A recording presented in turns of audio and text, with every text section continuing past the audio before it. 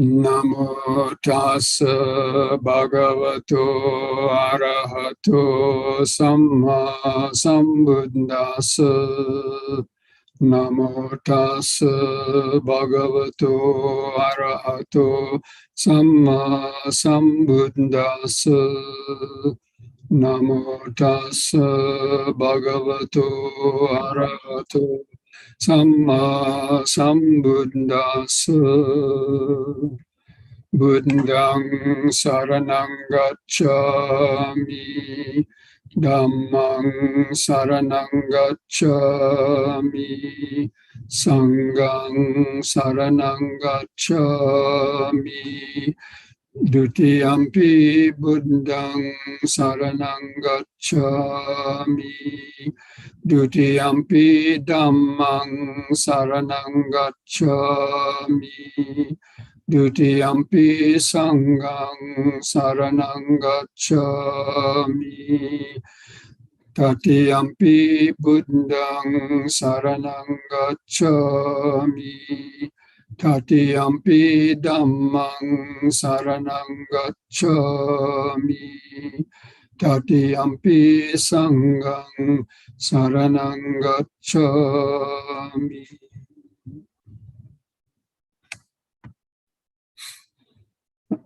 Welcome, friends, to this Wednesday evening sutta class. And even though we didn't meet last week, we want to continue on our discussion of the insight knowledges that we had started 2 weeks ago. And as a little reminder, the 8 insight knowledges are really the practice, the detailed practice of insight meditation and of the 4 foundations of mindfulness. And so they're not, these 8 insight knowledges are not often talked about too much, but they're important for people who are following the Vipassana meditation, especially for those who, are getting some, progress in their practice. But the 8 insight knowledges give a very detailed and clear explanation of the whole progress of that, of the developing the insight. So the first, now it already assumes that a person who's going to be cultivating these insight knowledges has already been practicing, to some extent, mindfulness, practicing with the 4 foundations of mindfulness, or the insight meditation and Vipassana meditation. But because the insight knowledges really begin already at a level where one has a good level of concentration, has mindfulness, concentration, and intellectual understanding cultivated to a certain extent. Now, the first insight knowledge that we went over 2 weeks ago, but I'm going to just review fairly quickly, is the insight into rise and fall. And this is basically the insight into impermanence, but especially the impermanence of the mental process, to see how quickly the mental process of cognition and the 6 sense cognitions and the moment-to-moment attention to what is coming through the senses, this is really where we start contemplating impermanence at a deeper level. There's many levels of contemplating Dhamma, the superficial level, then a medium level, and then a more detailed level of seeing impermanence, suffering, as well as no self. So anyway, the insight into impermanence is, the technique of gradually being able to notice more and more sensory stimulations coming and going through our body and mind. And starting out with maybe body sensations, as people are familiar with, the scanning techniques. If people are practicing Goenka meditations and they've already developed that impermanence to bodily sensations to a certain extent, but also it includes sounds and even our thoughts and other sensory vibrations. So it means you're opening up the field of attention to be more alert and to see how quickly moments of hearing, seeing, tasting, smelling, touching, and thinking are coming and going, and being able to notice more and more of those, even within a few seconds, one should be able to notice several or more distinct, just arising and vanishings of sight, sound, smell, taste, body sensations, and so on. So anyway, the technique is speeding up the rate of perception instead of focusing on one thing, which is the common idea about concentration. We don't focus on one particular thing. We've already reached that level by gaining concentration, and then the mind becomes more open. We don't get closed in on that concentration. We keep the attention open, or open the attention back out to notice many different things coming and going. So that can be built up to a very tremendous level. And the second of the insight knowledges, so the knowledge of rise and fall means you see the moment the sensory impingement arises and its brief duration, and you see it ceasing. Now, I'll just give a couple of simple examples, okay? So each of these syllables, each of those had an arising and vanishing. So each, you heard that each, that arising and vanishing. And so that's what we tune into. And also on your breathing, how the in-breath, it arises, lasts a second or two, and ceases. So it's that arising and ceasing that we tune into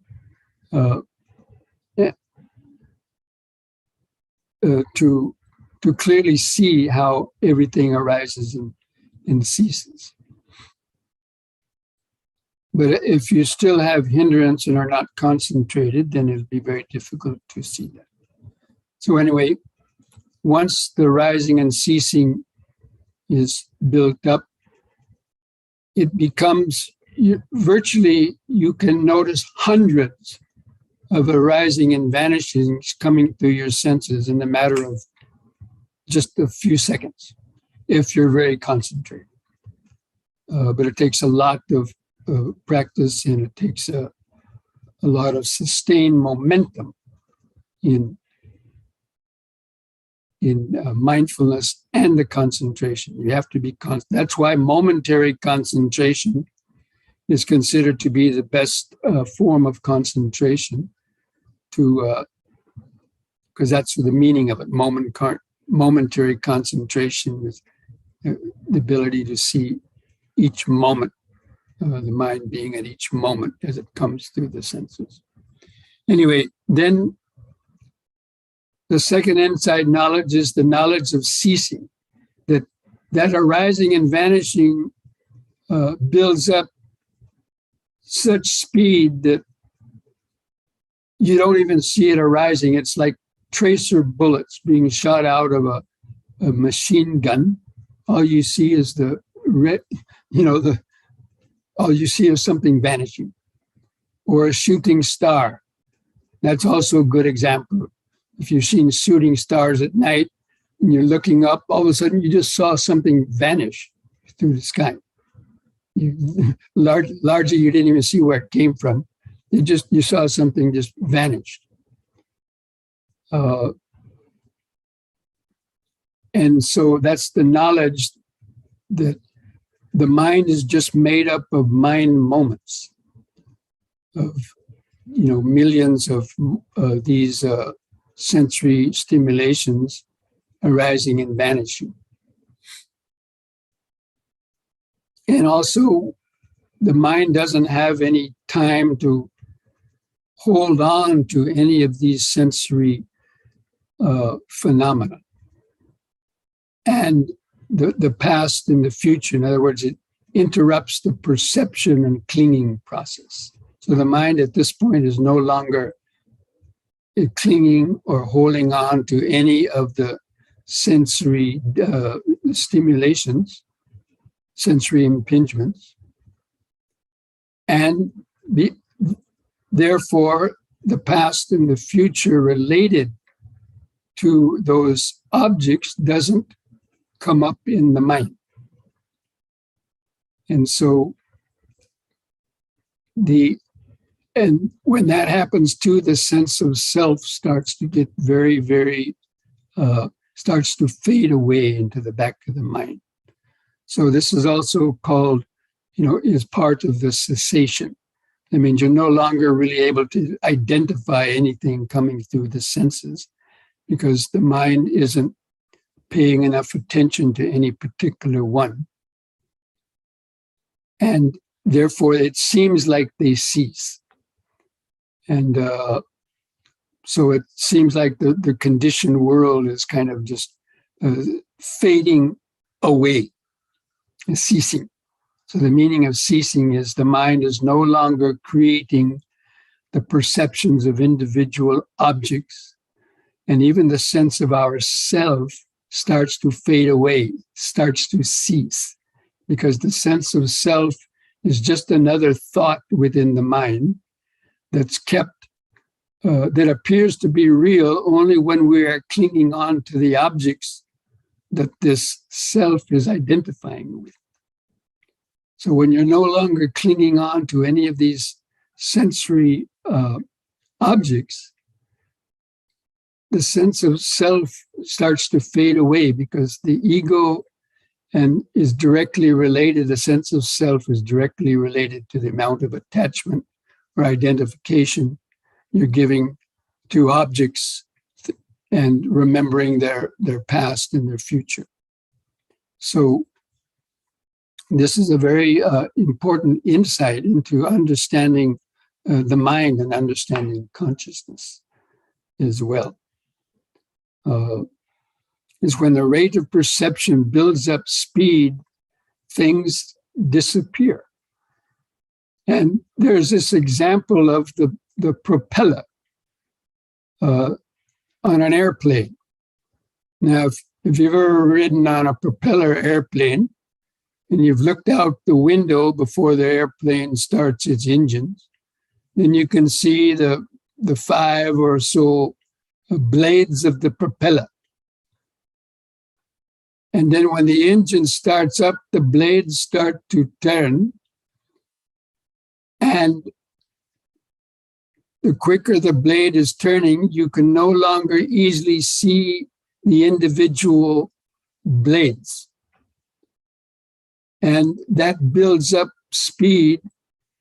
And when it's going full speed, it's like it disappears. The perception of the propeller disappears. Now, you have to ride on an airplane to see that. I've seen it many times. But it's that same phenomenon is happening within the mind when you're developing this insight into arising and vanishing, and the insight into cessation. Now, the cessation occurs because you've built up the speed of perception where the mind is no longer clinging or holding on to anything. And so it's the identification of objects basically vanishes. And so it's very similar. It's a good analogy. We have to speed up the rate of our perception. Normally, in people's minds, the rate of perception is very slow because they're trying to look at this and that. Oh, look at that thing. Oh, look at that thing. Or reacting, oh, that pain in my knee. Or, you're just, the mind is very slow at perceiving things and gets attached to them. And that's why they appear real and why then you suffer on account. So this knowledge of cessation, once the arising and vanishing builds up to that speed, then even the arising of them vanishes and the objects also start to vanish. So that's the knowledge of cessation, or at least one aspect of the knowledge of cessation. And then the third of the insight knowledges is the appearance of terror. Now,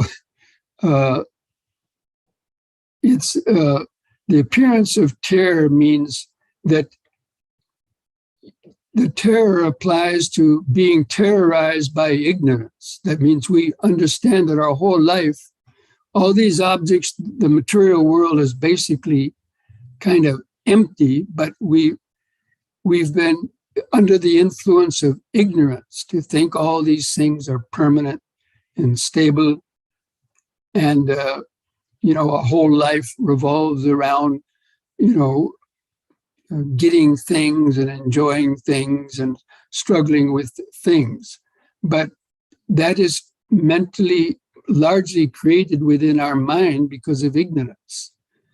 And especially the ego identification. When you experience that dissolution of the ego, like I talked about many times before, only then can you understand the meaning of this. That's why if you don't have that knowledge of cessation, then it's very difficult to understand the other aspects of the Dhamma. But so anyway, the knowledge of terror means you become sort of alarmed at ignorance, not the objects that are causing that, but ignorance that's keeping your mind bound to the wheel of repetitive behavior in the wheel of karma, and the suffering that arises because of that suffering, that attachment and identification. So, and it's not really terror, it's just the knowledge that, it's like grabbing a hot coal. In the beginning, you might be terrified that somebody's trying to pull your hand toward a hot coal and touch it, and you're terrified of getting burnt. But once you understand the coals are hot, then you don't grab the coals. So in the same way, when we understand the truth about anicca, dukkha, and anatta, and the emptiness of the ego, and how the ego is actually the root cause of suffering that causes all of this, the attachment and the creation of karma and so on. So, so that a knowledge of appearances, terror, helps the mind not to want to cling to these things anymore. But you're not terrified of it. It means you lose the interest in, in indulging in these things, because you understand the pain, stress, and suffering that comes from that being under the, intoxicated influence of the material world and so on. And so that terror is just a way to increase one's sort of detachment. But again, it comes from the insight into impermanence, suffering, and no self. And then once you initially had that sort of been, figuratively terrified of samsara, that means of being a slave and imprisoned in the samsara within your own mind, then the fourth insight knowledge is that of the danger. So the knowledge of danger. So this is just a toned down version of the terror. Actually, terror and danger are kind of just really two, very similar. The terror is that initial shock of understanding the depth of ignorance and the depth of impermanence. But then the danger, that terror wears off, and it just becomes you have the understanding that having attachment and delusion to the various sensory stimulation, creating attachments and aversion and being caught in that web of the karma and so on is dangerous. Or not having your self-control, and not being contented and be a slave to one's passions and so on. So the again, that analogy of the charcoal. Actually, there's a simile in the Visuddhimagga. You might have read it if you read that the 8 insight knowledges that I was sent out, that attachment. I think there was one analogy of, let's say, a man was being dragged toward a charcoal pit full of red hot glowing charcoal embers, and 2 strong men were dragging this person toward the pit, threatening to throw this person into the pit. So naturally that man is going to be terrified, especially when he gets really close to the charcoal pit and he feels that heat. He's going to be terrified because he thinks his end is coming. But then the men let him go, and he backs away from it. But now he knows that getting burnt by the charcoal pit is a terror. But now he just doesn't go near the charcoal pit anymore. He keeps his distance, and he knows that he knows it's dangerous, but he's not afraid of it anymore. He just gives it space. So the same way in our life, we give those objects space, the things that we're attached to, our habits that keep us addicted to certain things, and to keep us having guilt, worry, remorse, and fear. We lose the interest for that, and we give it birth. We give it room. So we just see it. It's not like we hate the world or hate all these things. We just keep our distance to it and just do what we need to do to carry on our life, but not having that kind of greed and desire to experience so many things that then bring us suffering. And that would be especially in terms of like with the precepts.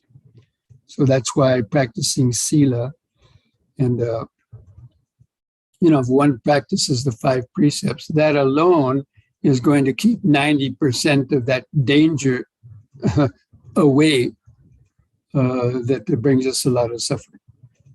So the knowledge of danger. So the knowledge, appearance as terror, and then the knowledge of danger. These are just 2 stages that are, the result of the previous insights into anicca, dukkha, and anatta. And this is all a preparation for the next stage, which is dispassion. So the fifth of the insight knowledges is called dispassion. That means the mind, because of those insights and that understanding of the danger, the deep understanding, not just superficial understanding, that understanding comes from that deep, really deep insight into impermanence. So the knowledge of dispassion means that nibbida, it means disenchantment. And there's a Dhammapada verse, so there's a verse that says, all conditioned things are impermanent. When one sees this with wisdom, one becomes disenchanted with suffering. So that disenchanted with suffering means this fifth stage of the insight knowledges. Because when one sees impermanence with wisdom, that wisdom is these insight knowledges of a rise and fall and of the cessation. So that's why these things are, a lot of these things that you hear and read about in the suttas and so on, they have an intimate connection with the path of the practice. So one becomes disenchanted with suffering. That means having attachments that lead to suffering. So then, based on the dispassion, and once you start experiencing the mental calmness and the inner kind of contentment and happiness, excuse me a moment.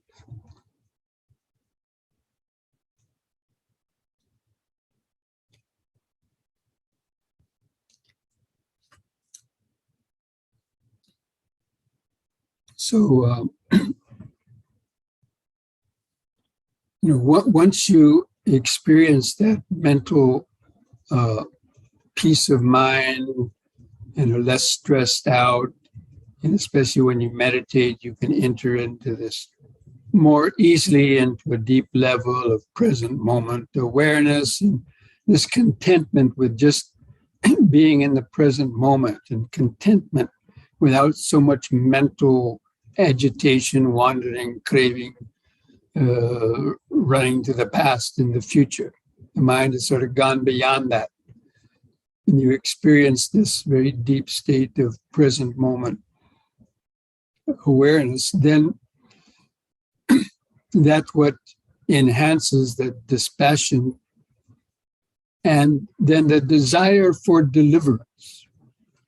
So the desire for deliverance is the sixth of the 8 insight knowledges. That means it's the desire to become really free from ignorance. Again, it's ignorance that we're forming the aversion to, not the objects that cause it.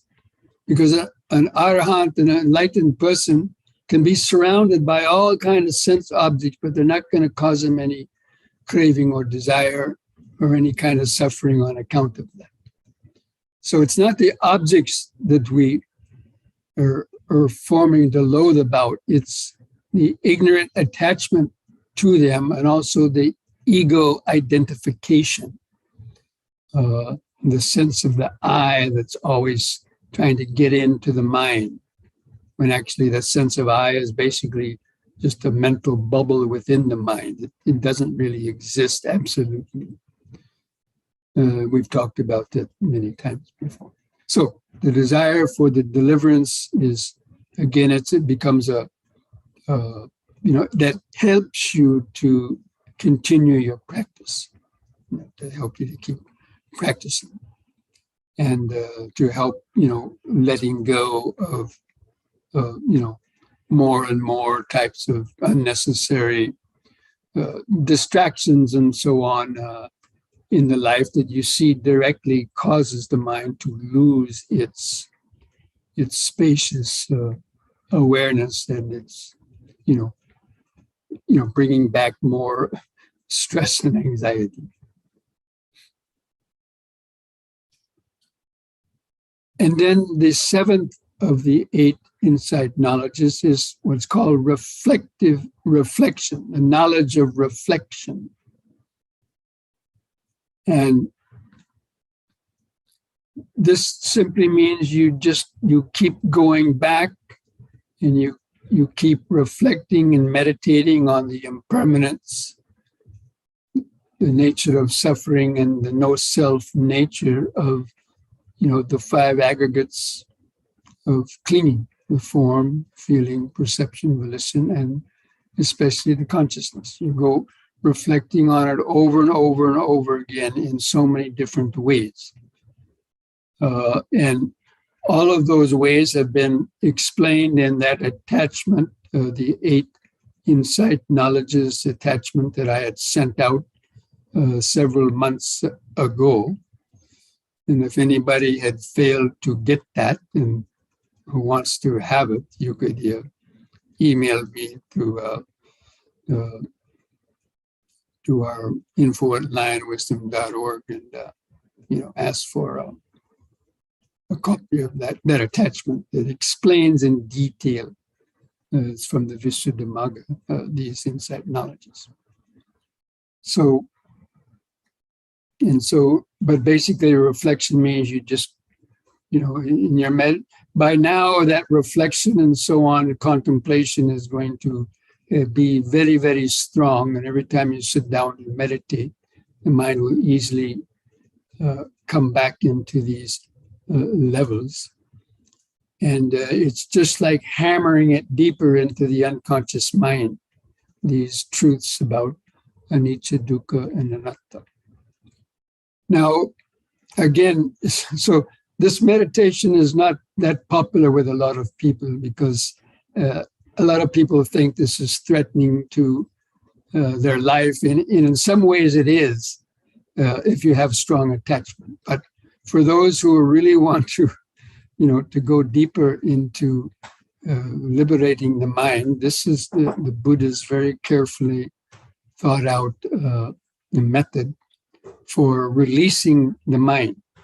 And there's a lot of nice similes and stories in that attachment I was just talking about in the Visuddhimagga. There's so many nice stories. I'm not going to repeat them all here. You just have to read them because I can't repeat them as nicely as they are,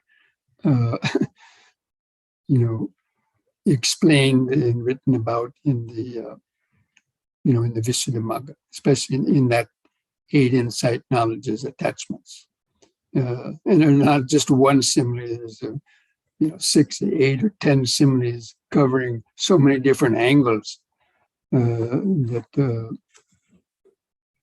help you reflect on the nature of how our mind has been trapped in delusions and trapped in the illusion of permanence, happiness, and selfhood.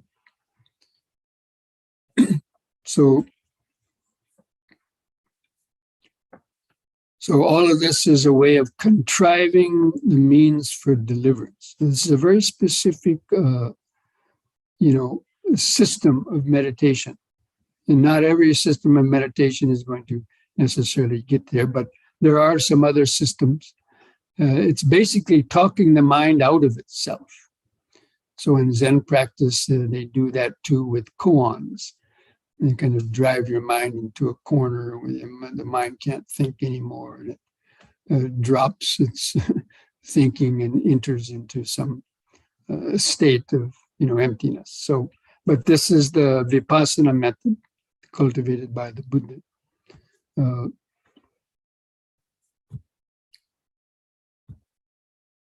And then finally, after reflecting over and over again, the 8th of these insight knowledges is called the equanimity of formations, or sankhara upekkha.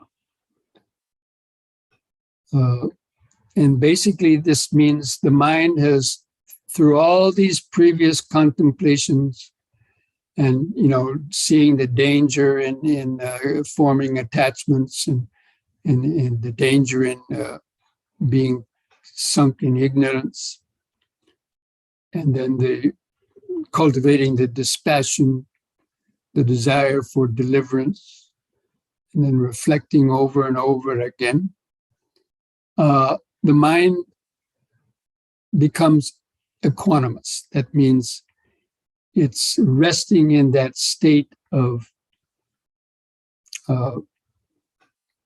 really seeing, experiencing almost nibbana. And it's the same, equanimity is talked about in other ways when people are talking about the 4 jhanas, that people start to experience this equanimity of the 3rd jhana. And in the 4th jhana, the equanimity and mindfulness becomes, purified. And basically it has the same meaning. The mind is no longer going out toward any of the mental formations or any of the stimulations coming through the senses. And it's resting in that bliss of the present moment awareness. So that can be arrived at through practicing the jhanas, but in the Vipassana method, this is actually called Vipassana jhana. So actually what we're developing in the Vipassana system is also jhana, but they call it Vipassana jhana, as opposed to the jhana that you reach when you're just focusing on one particular object, which is the common understanding of attaining the jhana, or the popular understanding. You take one object of meditation and concentrate, so that everything else kind of gets, goes out to the background. But in Vipassana, you're not concentrating on one thing, you're opening up and tuning in to the flow of impermanence. So anyway, the mind reaches a state of equanimity. And if a person can stay in that state of equanimity long enough, and they can see the value of it, they see nibbana as being peaceful, then at some point after that, if they maintain that long enough, their mind can open up and have the actual first glimpse of the unconditioned realm of the nibbana. And so this stage of the equanimity of formations, this 8th insight knowledge, brings one up to just before the state of enlightenment. And when the mind undergoes some other changes. And there's a simile of the land-finding crow, the simile of this equanimity of formations, and the insight leading to emergence. The mind emerges from the conditioned realm and begins the process of entering the unconditioned awareness. So in the old days, as sailing ships, they used to take a land-finding crow with them on the ship. And then if they thought that they might be somewhere near land, they would let this crow go, fly, and the crow would fly out, and if he found land, he wouldn't come back to the ship. But if the crow came back to the ship, that means he didn't find the land. So this is a simile of this equanimity of formations, a state of the mind. If it doesn't see nibbana as a positive and peaceful place, and is still hankering for, some other stimulations, or if the spiritual faculties haven't been developed enough, then the mind won't be able to make that final transition to the unconditioned. It will be brought back out of that equanimity without undergoing the transition process, which is called conformity knowledge, change of lineage, and then the path knowledge, which refers to the 4 stages of enlightenment. Entering the stream, once returning, never returning, and the Arahant stage. And so also in this state of the equanimity of formations is also called the triple gateway to liberation. So this whole time in your meditation practice, you've been contemplating anicca, or impermanence, and you've been contemplating the suffering that comes from forming attachments and ignorance. And you've been contemplating the no self.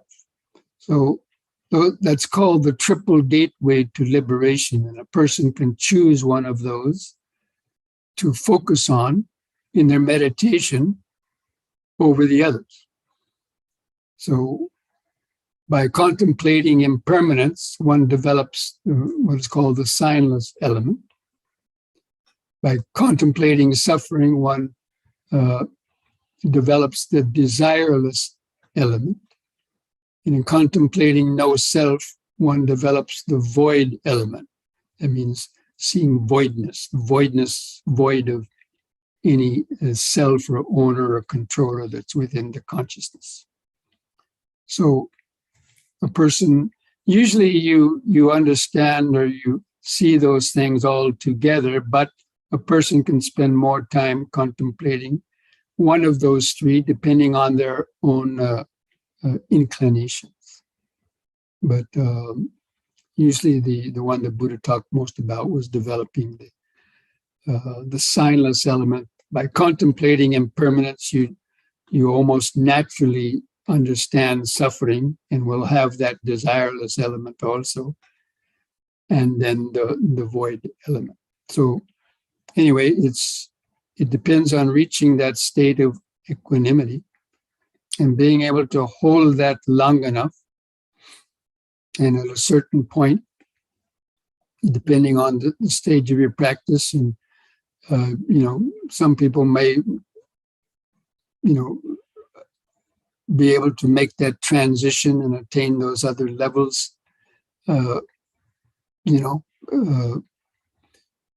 and others may not.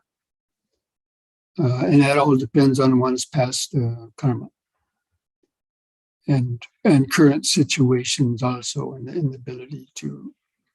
But it's really, the insights into anicca, dukkha, and anatta are the way that the Buddha, his path to developing this gateway to liberation. And that means gateway out of the ego-bound consciousness, basically, to kind of keep it simple. It's a very deep subject, and there's many things connected with it. But basically, it means being caught and stuck in the dualistic perception and so on. But we are stuck in that because we haven't seen impermanence, and we haven't seen the suffering nature of that impermanence, of being, the objects that are impermanent, still holding on to them. So anyway, friends, I'm going to stop now this explanation of the insight knowledges, and then hopefully next week we'll go into these final, actually talking about the emergence of the mind, or the actual complete dissolution of the ego, and the attainment of these 4 stages of realization, of entering the stream, the once returning, never returning, and the final liberation, for those who are interested in hearing about that. Okay, so Again, now let's see if there's any of you have any questions based on any of those insight knowledges.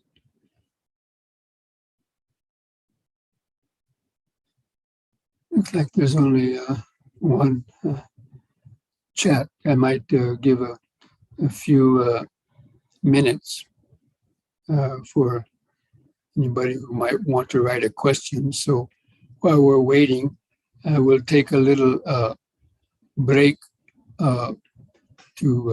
before we normally do our yoga and meditation anyway. So we'll take a few minutes to, if you need to use the restroom and drink some water, then I'll come back and see if there's any other questions that have come up. And if not, we'll begin our few yoga stretches and meditation. Okay? See you back in a few minutes.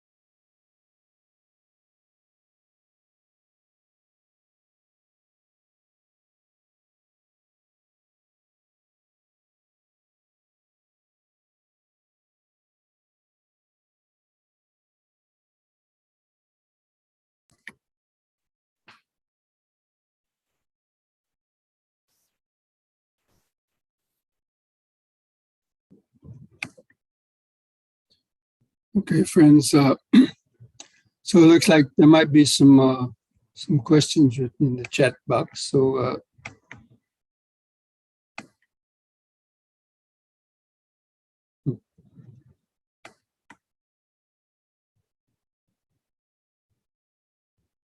this question is a question about what happens to an object when the mind clings to it. The object is already gone, but the mind has created. Yeah, the mind creates a memory. That's a perception, and then the sankhara gets replayed in the mind.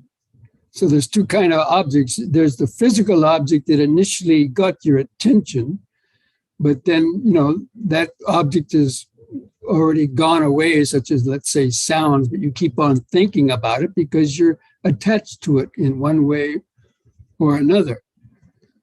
And that's because of the whatever type of attachment. So that's what we try to cut off. That's why you have to be aware of the mind, that the body is just a way to get in a position to be able to see how the mind is clinging on to these moments of hearing, seeing, tasting, smelling, and touching that are coming and going. So it's the clinging of the mind and the perception, and then the sankharas. That means you're dragging in the past and the future connected with that object. And you can spend, many minutes lost in thoughts, right? I mean, we all done that. And our mind is just hanging on to these ideas that have totally vanished from our life for even a long time. We recreate them because of that attachment.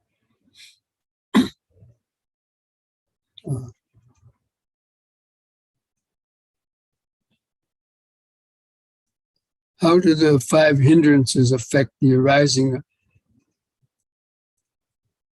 Until you weaken the 5 hindrances, because the 8 insight knowledges require a level of concentration. I mentioned that already. You can't just start doing it. The mind has to have some, and the hindrances are what prevent our gaining the concentration. That's why first you have to, that's why you need to practice sila, and not the way that you live, and not to create unnecessary stresses and other things in your life that will keep the hindrances always coming in your mind. So first, when the hindrances subside, that's when you're able then to tune into this flow of impermanence more clearly, because it's the hindrances that obscure that light of awareness. It gets caught in the past and the future, and just keep the mind very narrow.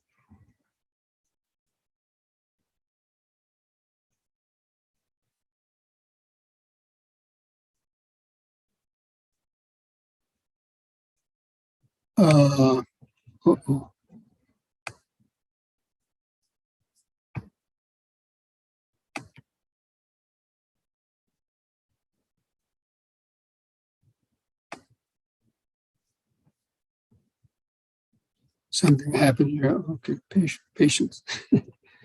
What is the difference between comprehensively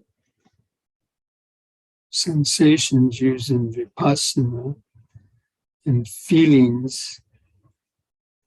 Okay, so what is the difference when we say sensations used in Vipassana and feelings? The sensations are the material vibrations, the first aggregate. So, like say you feel something on the body, like you're breathing, okay? When the lungs are expanding and contracting, that's producing sensations or vibrations. But those are the material, that's the electrons and the vibration of the cells, molecules, atoms, electrons, however you want to imagine it, in the nervous system. And then the feeling is how you react to those. Oh, that's a painful sensation. or that's a pleasant sensation, or a neutral sensation. But that's already the reaction. So first is the sensations is the material aggregate. Let's put it that way. It's the form. So you got form, feelings, perception, volition, consciousness. The material vibrations, when at least when I use the term, now other teachers might use the term sensations in a different way, but normally when I use them, it means the vibrate.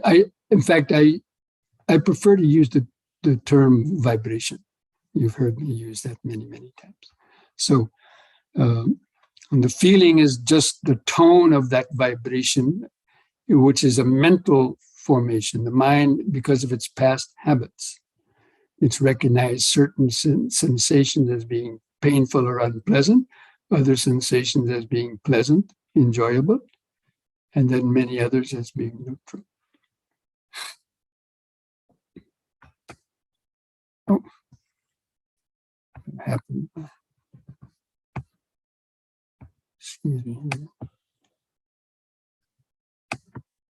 Okay, so that's the end of the questions, and so now let's get ready for our yoga session. Okay, so take me about a minute or so, because I don't have my help here tonight to help me with setting up for the yoga. So anyway, it'll be just a minute or two. Sadhu, sadhu, sadhu, Bhante.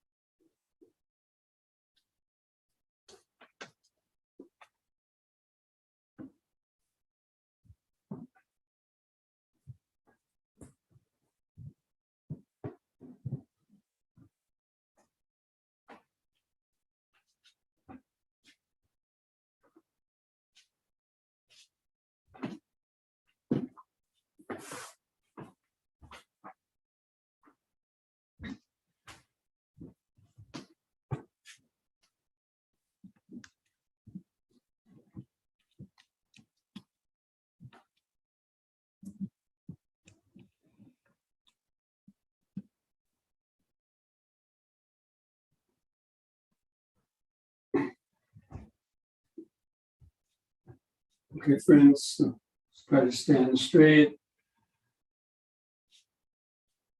And keep your feet parallel to each other, a few inches apart. Relax the hands and shoulders, the arms. Gently close your eyes. Just mentally feel the feet pressing the floor. Try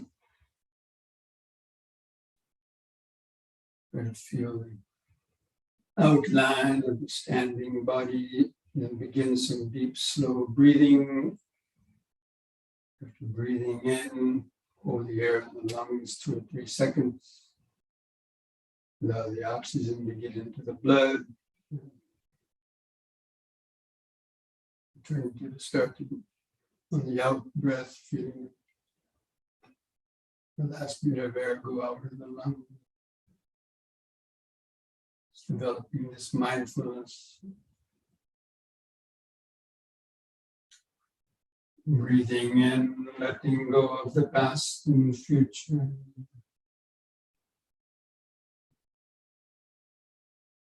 Breathing out, standing here and now.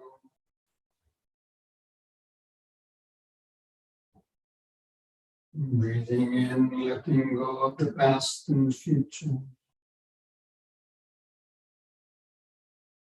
Breathing out, standing here and now. Breathing in, feeling the whole body.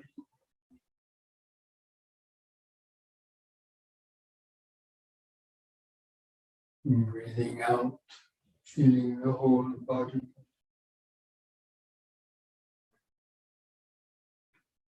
Now, on the next in-breath, raise the arms over the head, interlock the fingers, turn the palms up, straighten the arms, stretch the head back, bend back a little bit. On the out breath, turn the palms down, touch the top of the head. Again, in-breath, palms up, straighten the arms, stretch the head back, bend backward. Out breath, touch the top of the head. Third time, hold that upward stretch longer.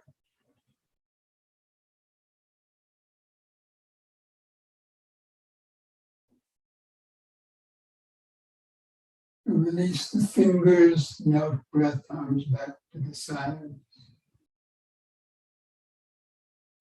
Relax. And close the eyes. Try to feel the increased body vibration.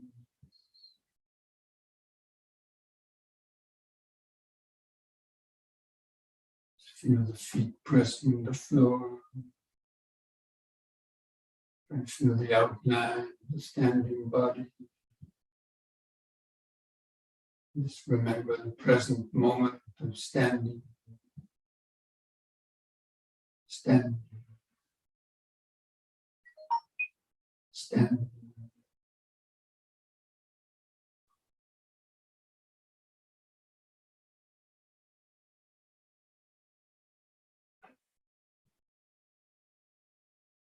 And the next in breath, push up on the toes and raise the arms up over the head in this way. Stretch up. Out breath, back down, hands to the sides. Use the breath to help lift up the body. In breath.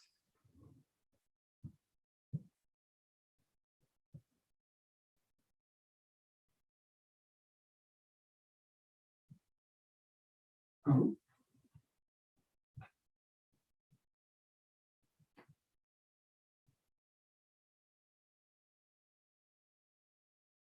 In.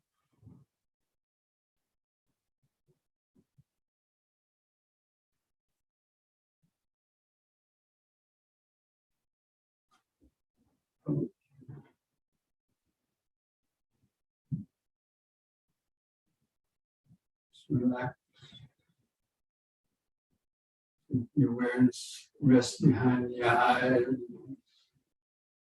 in the outline of standing body.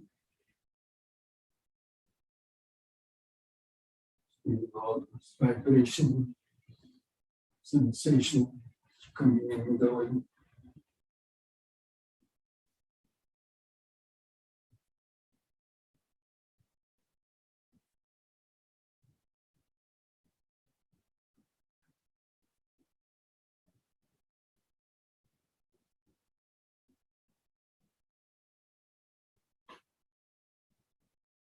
And then next we'll do the side bending using both arms on the in breath. Use both arms up. And keep the hands and arms, fingers and arms straight. The out breath, bend over the right side. And keep the arms and hands parallel to each other, make a little track. In breath, lift up. And the other side, out breath.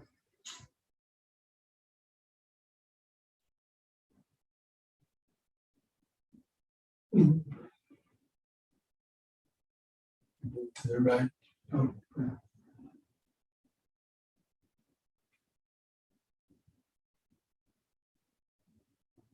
In.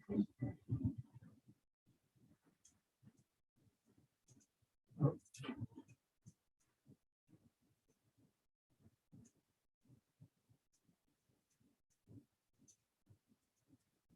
Once more to the side.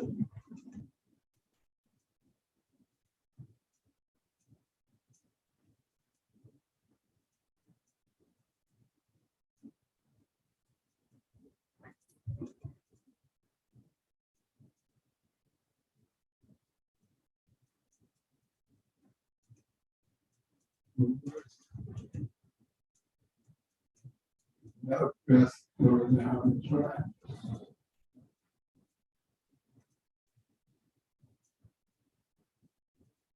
Feel the increased sensation coming and going, sensation. In the beginning, you might just notice sensations coming and going, get more concentrated. The extra concentration, sitting meditation, more trees arising faster.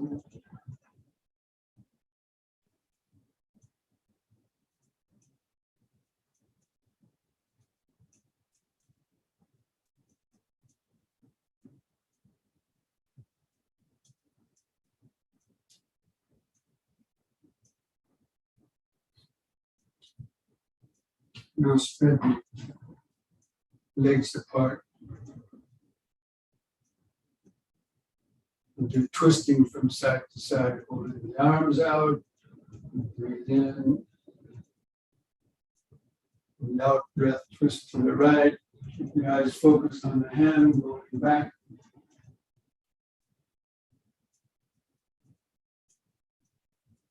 In breath, come back to the front. Let the feet turn with the body and go to the left side with the next out breath.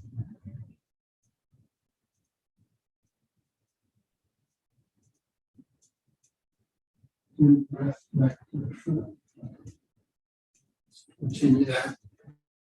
Breathing out breath to the right.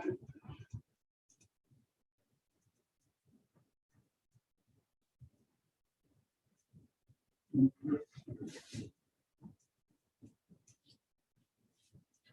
Out breath left.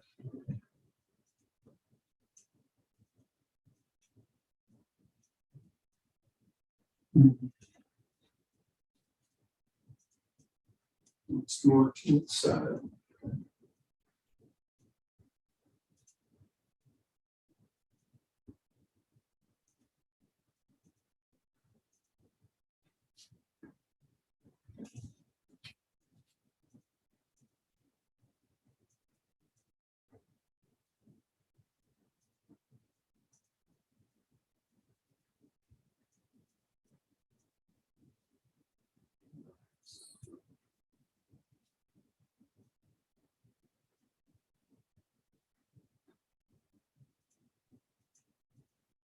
Feel the body exactly as it is. Sensations coming and going.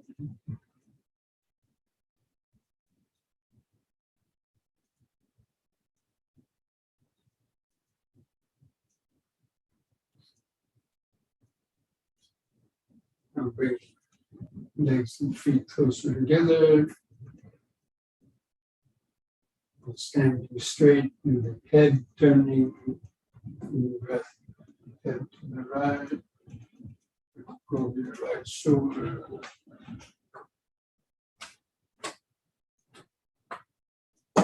Breath back to the left.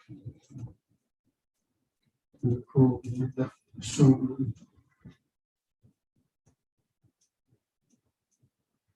And breath right.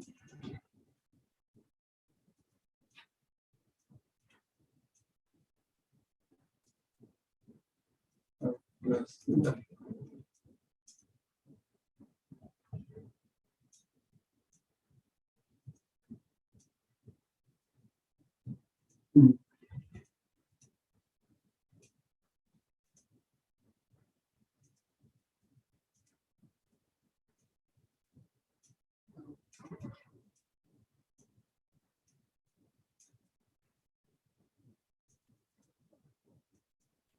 And the end breath, head stop in the center, feeling the whole body.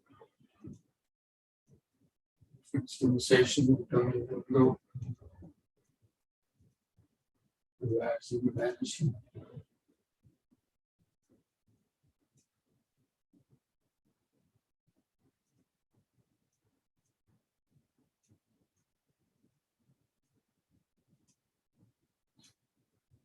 In the last exercise, we'll do the backward and forward bending. Or turning the palms outward. And be careful with the back bend, don't bend back too far the first time. On an in-breath, raise the arms up and gradually open them out to the sides as you bend backwards.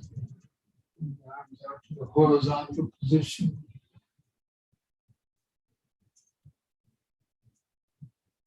Carefully lift up on an in-breath, keeping the arms out at the sides.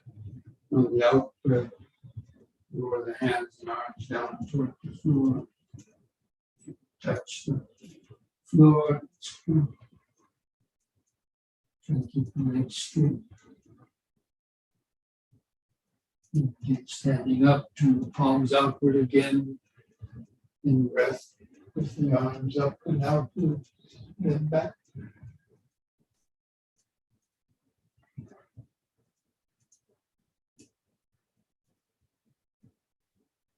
In breath, lift up. Out breath, hands down.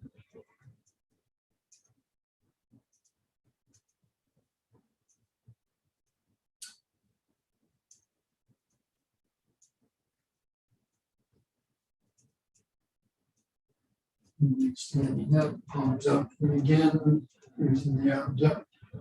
And out on the in breath, and back.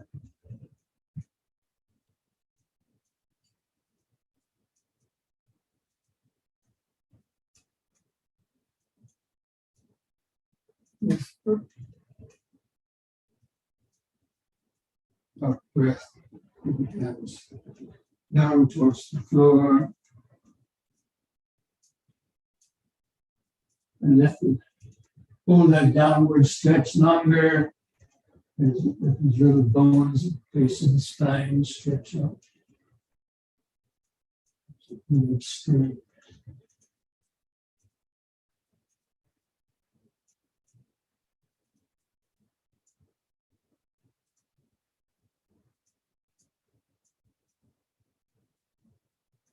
And standing up, the in breath, bring the hands together, chest.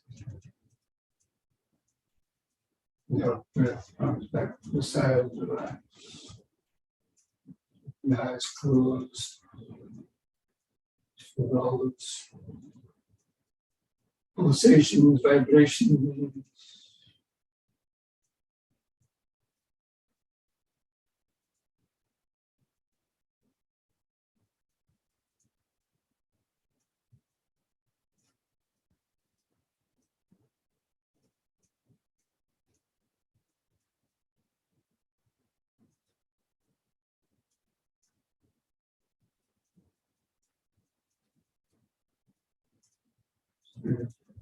Feel that present moment awareness grounded in the body.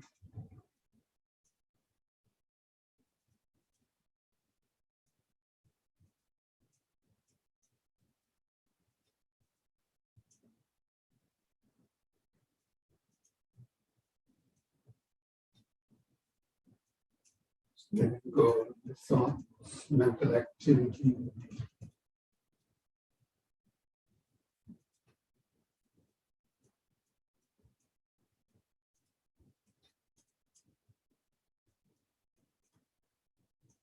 Okay, let's get ready for the sitting awareness.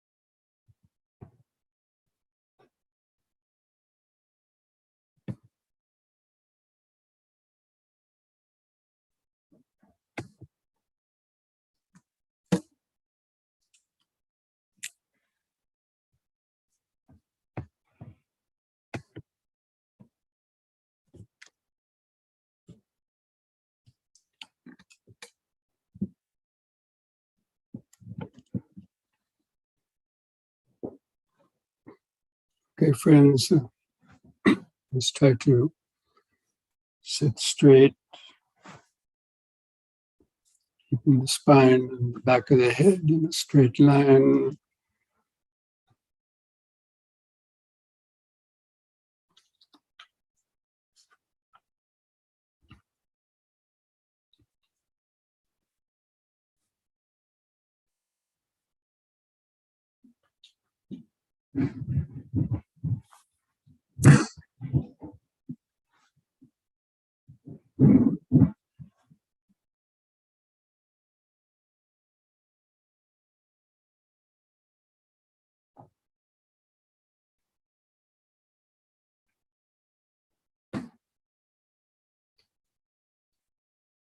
It's especially important when you're practicing Vipassana to keep the back of the head, spine in a straight line, to keep the nervous system in its optimal alert condition.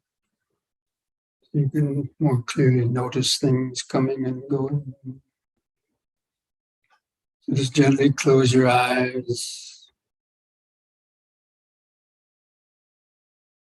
Just feel the body grounded to the floor. I'll spend a few minutes just feeling the body.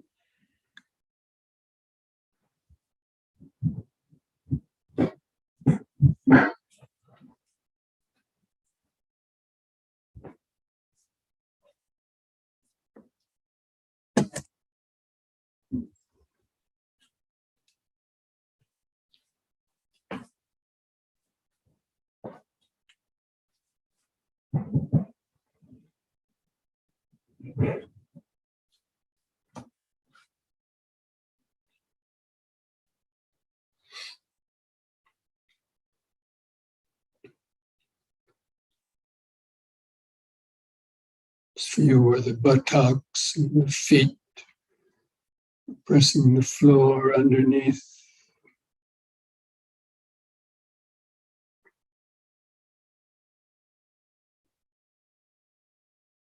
So let the awareness slowly move up the body. Feel the hands and fingers touching.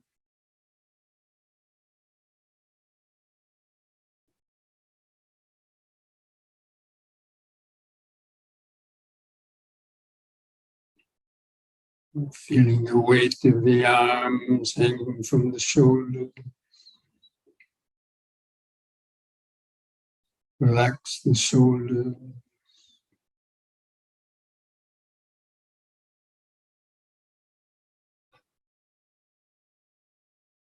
Feel the clothing touching the skin, shoulders, arms, chest.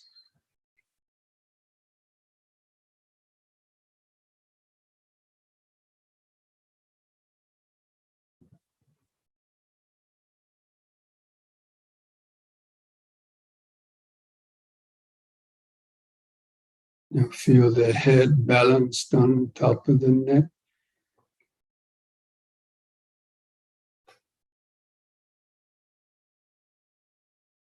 Feel your lips touching together.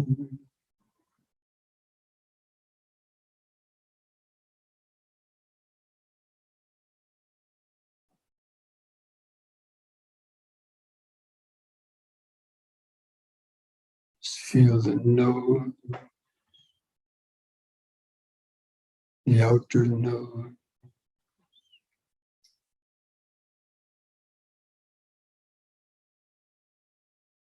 And the skin stretched over the front of the skull.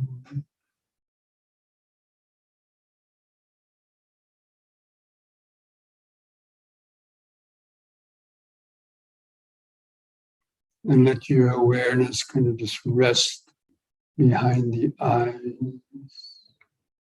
Just feel the eyes resting in the socket. Feel the eyelids stretched over the eyeball.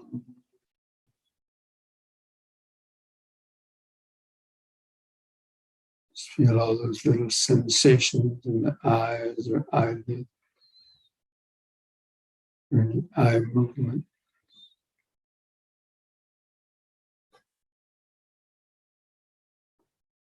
From that point behind the eyes, the awareness can just open up to feel the outline of the sitting body, the sense of the buttocks and feet underneath, arms and hands in the middle, head on top.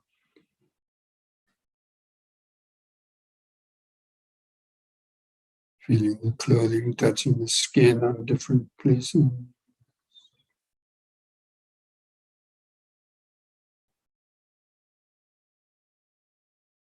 Then begin taking some deep, slow breaths again, as we did in the yoga session. Take 2 or 3 seconds to expand the abdomen, rib cage, and chest. Hold the air in the lungs, 2 or 3 seconds.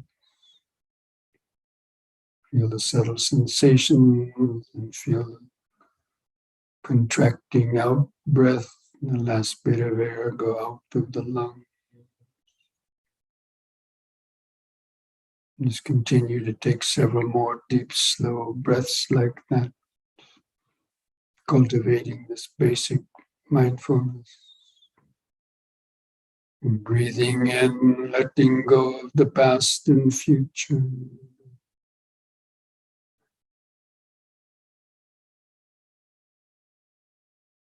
Breathing out, sitting here and now.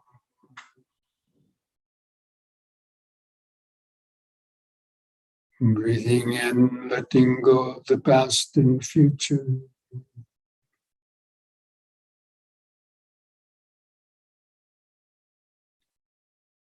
Breathing out, sitting here and now.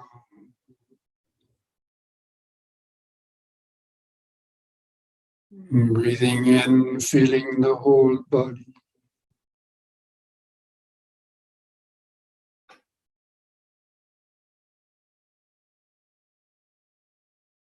Breathing out, feeling the whole body.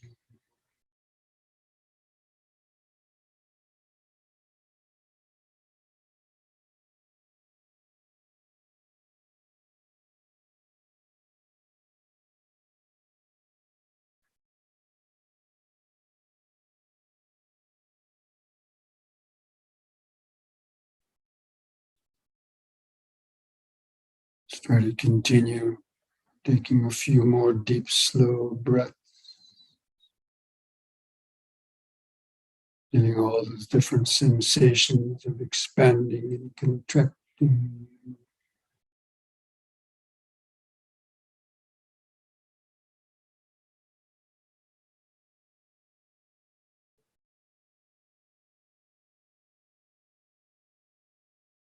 The in-breath begins, lasts a couple of seconds and stops.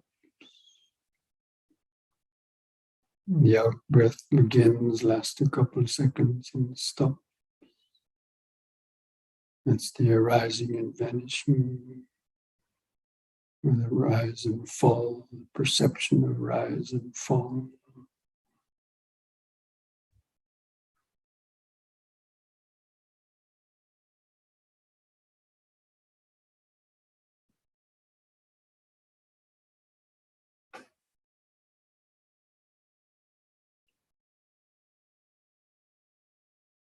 If you get tired of the deeper breathing, you can let the breathing return to its uncontrolled, shorter rhythm. Stay focused there in the center of the body. Feel the subtler movements of the abdomen, rib cage, and chest.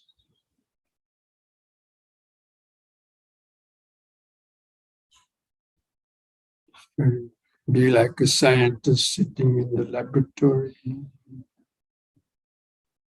looking down to the microscope to observe the breathing process.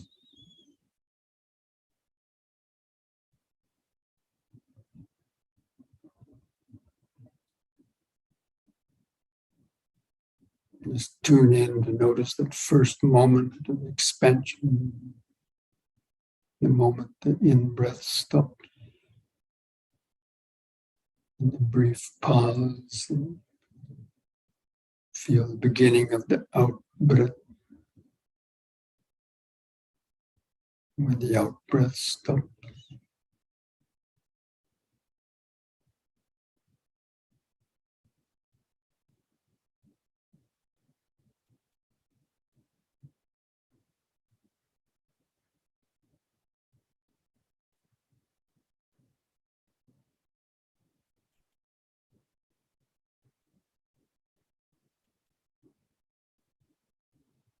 In the brief pauses between the breaths, feel the subtle vibration.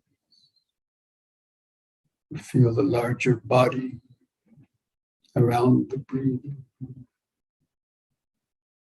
the outline of the body.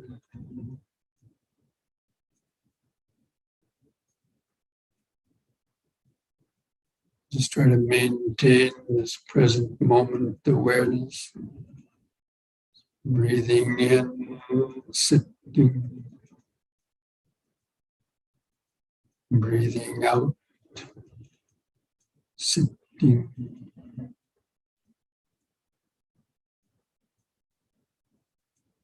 Just breath by breath, moment by moment.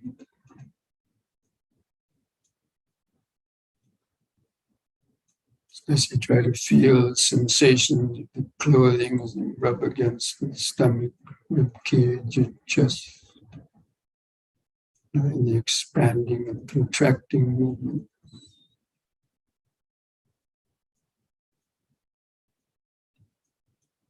The little sensations are always changing.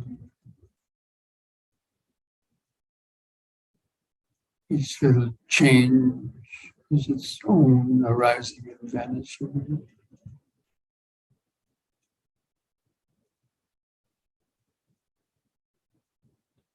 One expanding in-breath, you should be able to notice 2 or 3 or more subtler little sensations.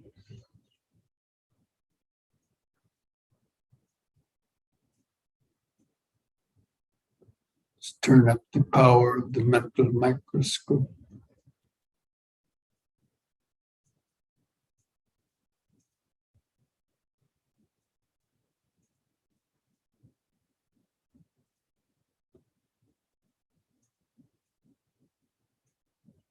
In the pause between the breaths, you can feel some other body sensation also coming and going, arising and vanishing.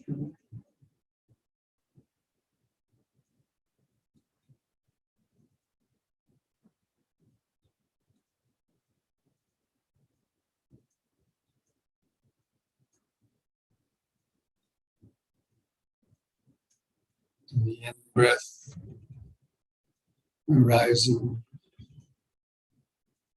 and vanishing, stop.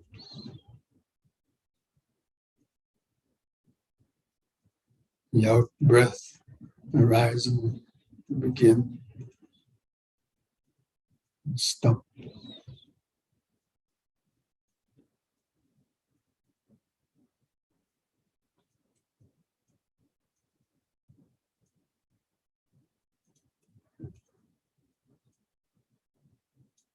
Even while noticing breathing process, other body sensations may be noticed, arise and vanish.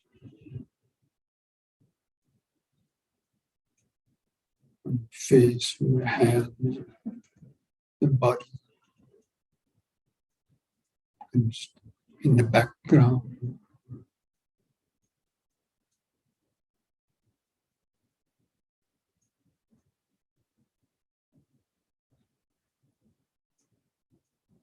As you're concentrating on the breathing, gaining concentration, and the mind becomes more and more clear. Comes like a mirror. We can notice even other things coming and going in the background.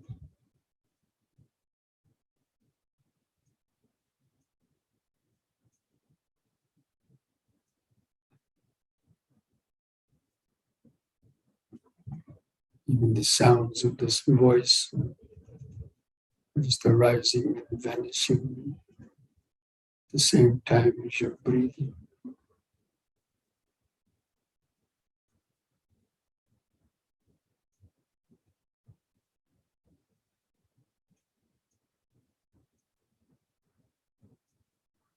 And if you pause to think about it, then you lose that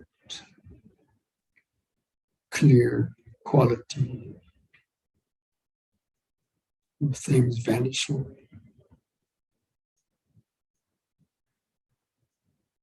A thought may arise and vanish through the mind.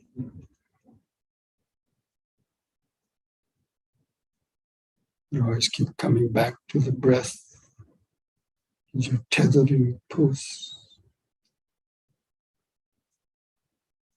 In breath arises and vanishes. The out breath arises and vanishes.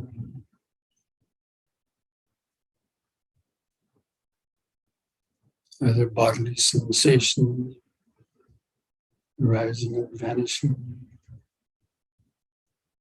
Pulsations, prickling sensations, aches or pain, clothing touching the skin. These sounds.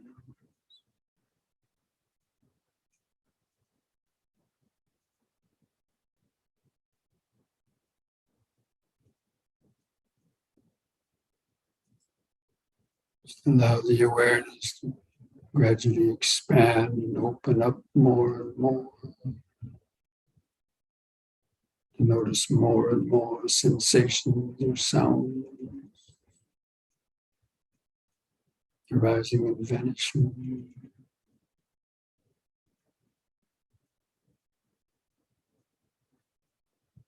Perceptions or thoughts in the mind.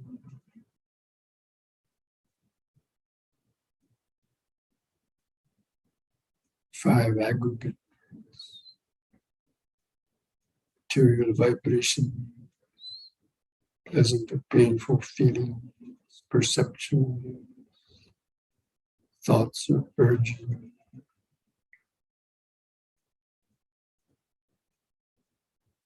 Even the thought of I, me, or mine, are just mental bubbles coming and going within the consciousness.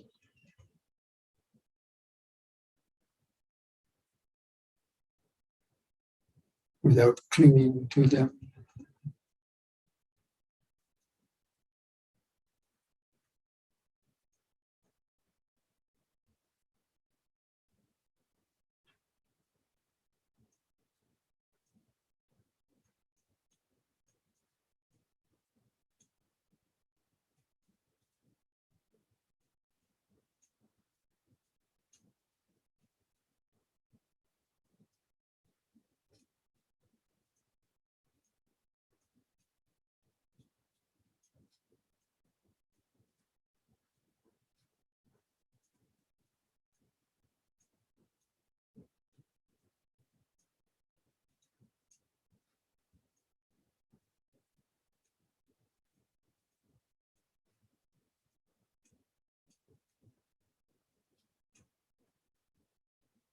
Just keep turning up the power of the mental microscope.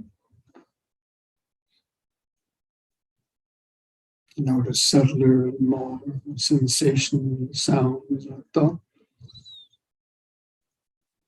arising and vanishing through this body and mind.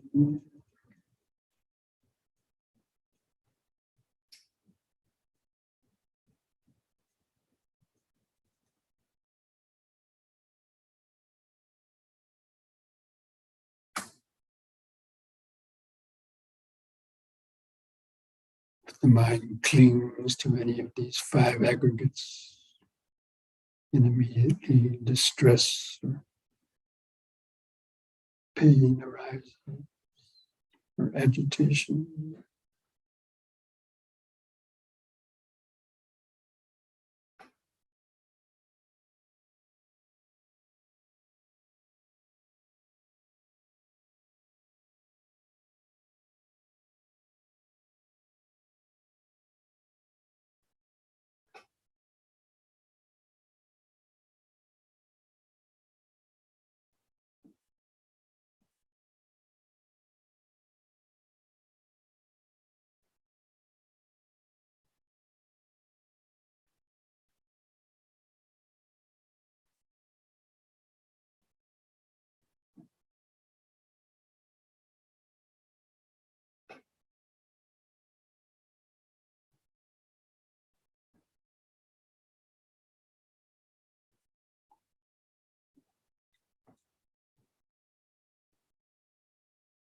There's too many thoughts. Come back and do some more regulated, deep, slow breathing to help you stay grounded in the body.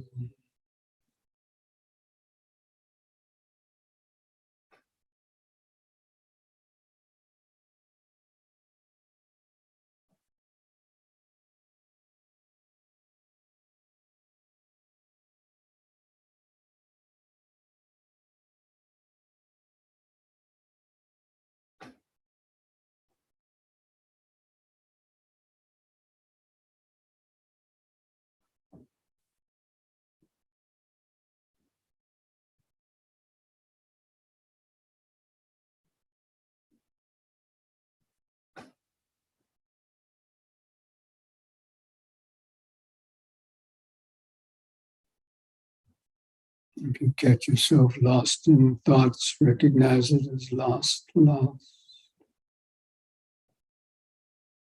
Take a deep, slow breath.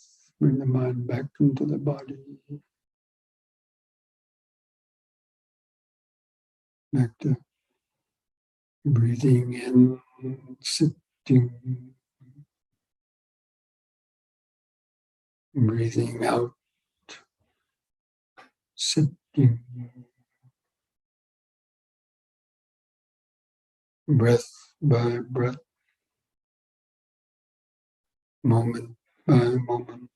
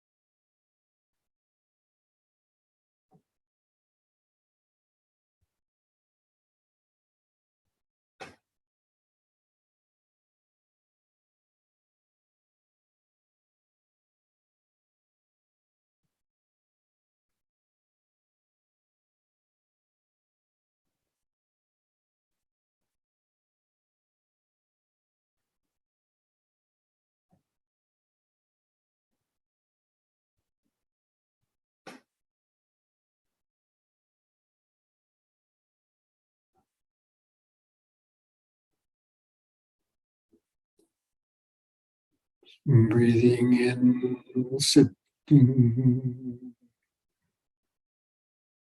breathing out, sitting.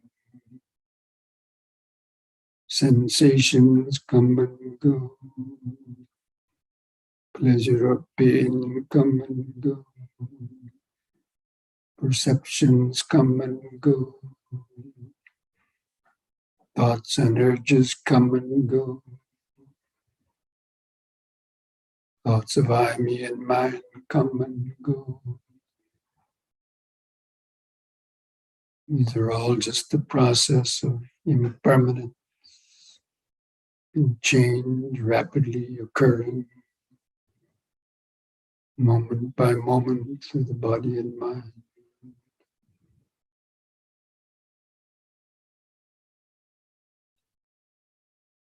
Just underneath all of that impermanence or mental chaos or sleepiness is the parallel dimension of the now, of the present moment awareness.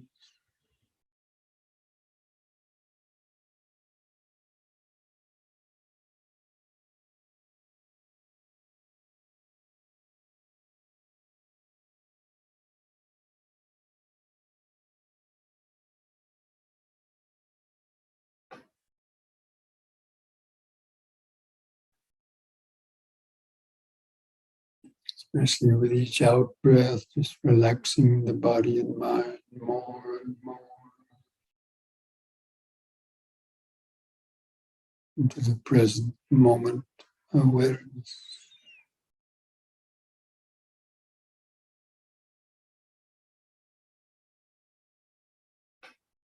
Feeling the different sensations arising and vanishing. Just turn up the power of the mental microscope.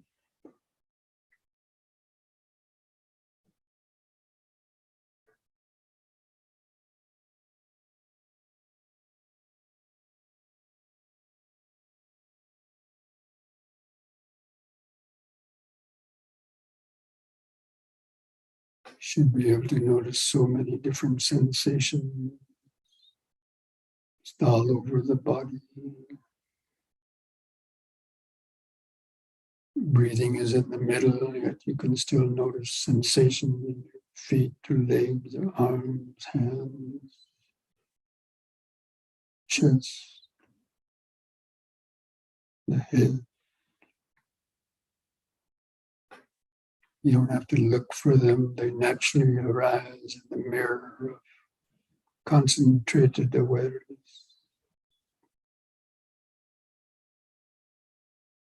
In the breathing body awareness.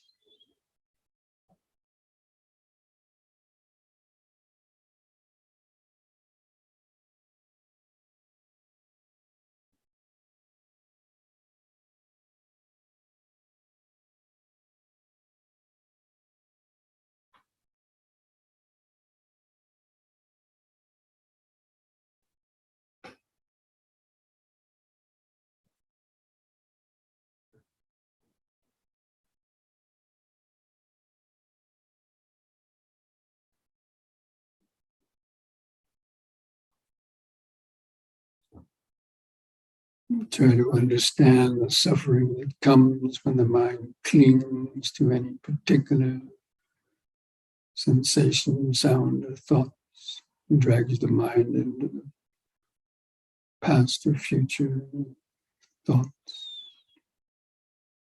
or attachment, aversion.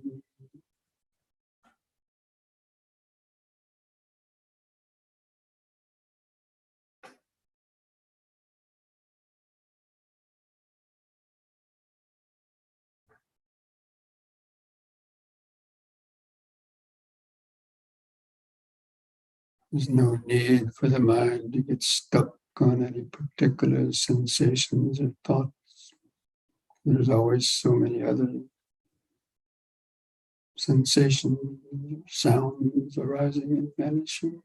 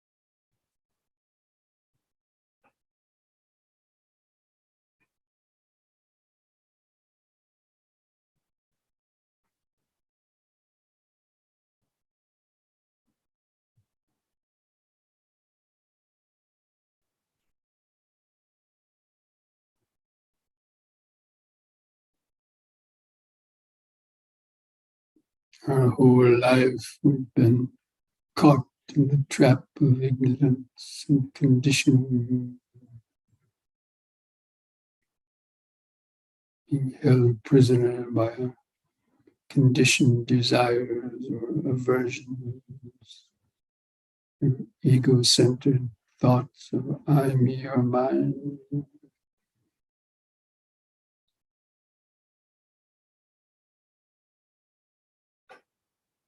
Being held under the sway of Mara or delusion, thinking this world of impermanence is a beautiful park to be enjoyed however one wishes, but not knowing the trap therein.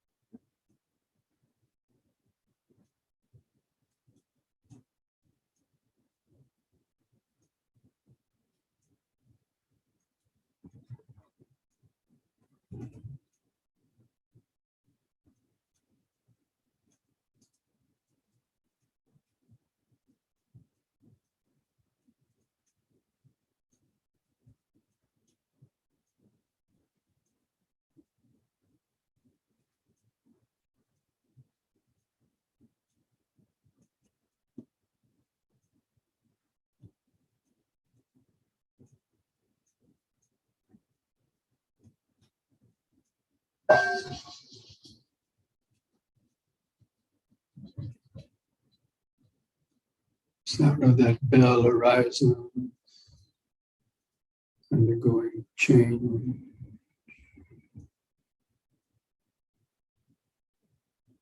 vanishing.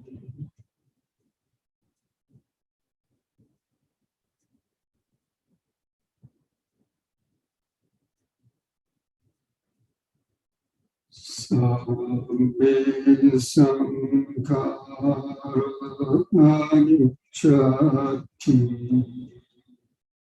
yada panyaya pasati atani bindati dukhi Isamago Visuddhiya.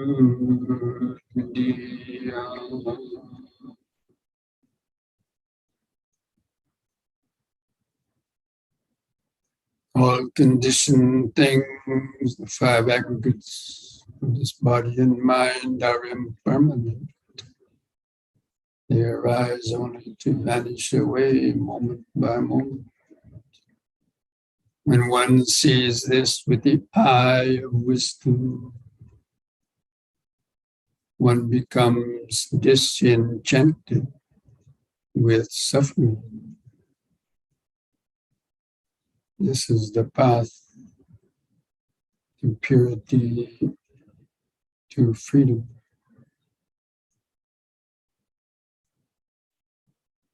And thus spoke the Buddha.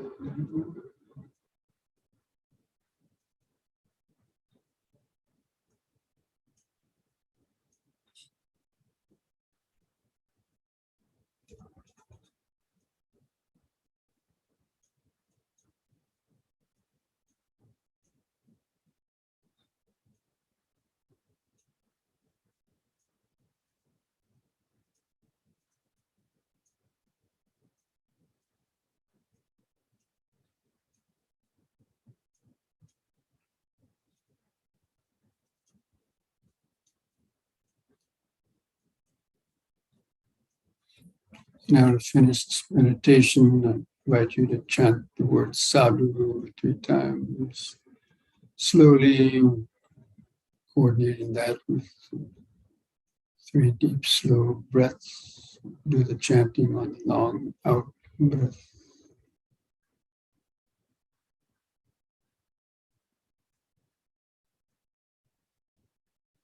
Sadhu.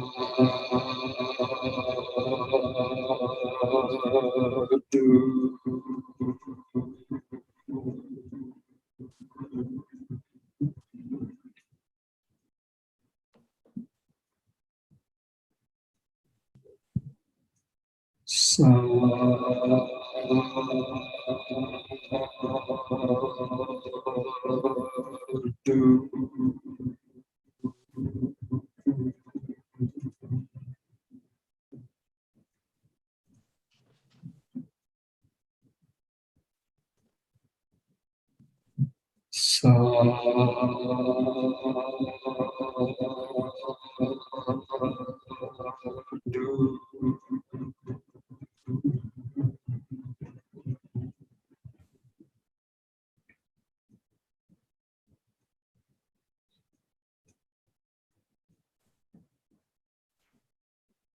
Now mindfully place your hands at the edge of your knees.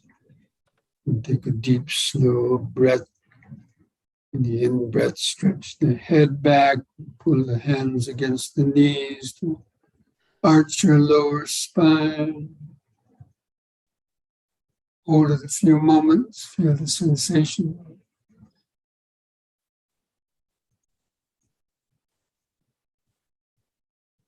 Lift the head up on an in breath, and on the out breath, press the chin to the top of the chest.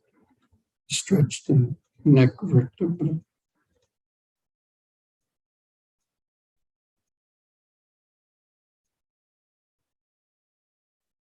Lift the chin up level on an in breath.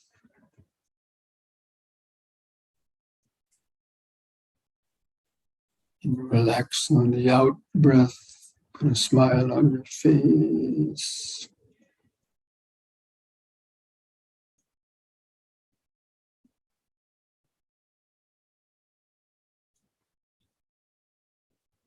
Okay, friends.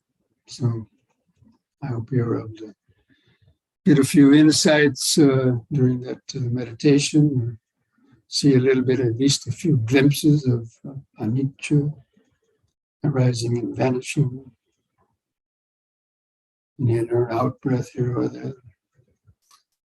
Okay, friends, it's a very long process. It takes a lot of sort of deliberate training and cultivating those necessary mental qualities. Of course, the spiritual faculties, faith, energy, mindfulness, concentration, and wisdom.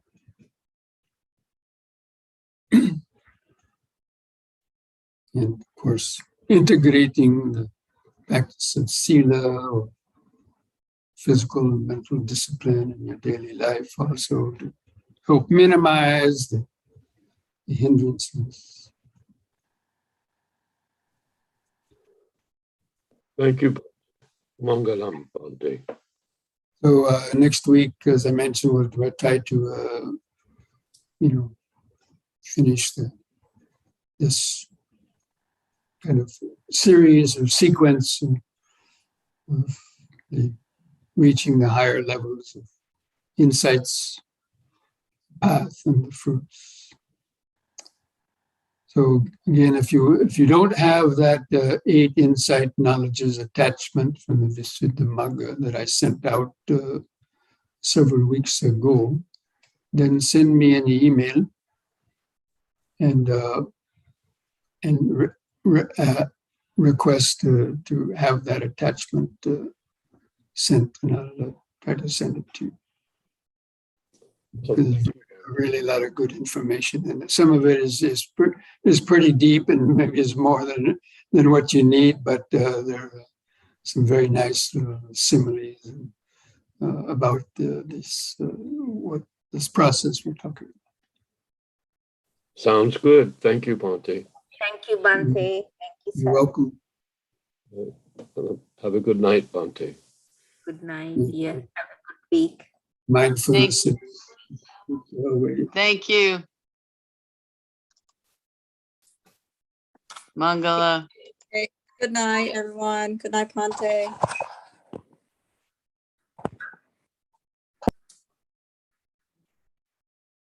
Thanks so much for helping. Thank you, Bhante. Nice to see you online.